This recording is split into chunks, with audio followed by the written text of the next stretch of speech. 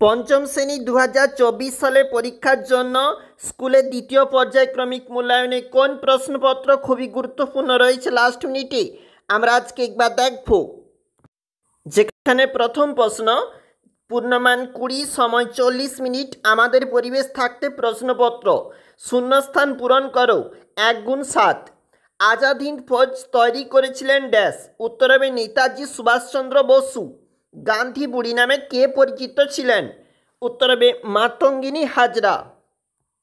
বাঁশের কেল্লা কে বানিয়েছিলেন? উত্তর হবে তিতুমির। নরম কাণ্ডের গাছ হলো ড্যাশ। উত্তর হবে লাউ। পশ্চিমবঙ্গের রাজধানীর নাম কি? উত্তর হবে কলকাতা। নোনা জলের একটি মাছ হলো ড্যাশ। উত্তর হবে ইলিশ। কুলিক পাখিরালয় ড্যাশ অবস্থিত? উত্তর হবে রায়গঞ্জে কুলিক নদীর তীরে অবস্থিত কুলিক পাখিরালয়। এক কথায় উত্তর দাও।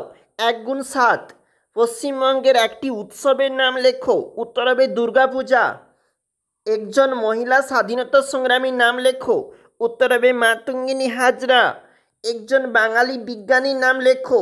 উত্তর হবে জগদীশ চন্দ্র বসু। কার জন্মদিনে শিশু দিবস পালন করা হয়?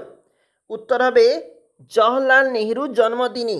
একটি জীবাশ্ম জ্বালানির নাম লেখো। উত্তর হবে পেট্রোলিয়াম। একটি অপ্রচলিত শক্তির নাম লেখো। উত্তর হবে বায়ু শক্তি।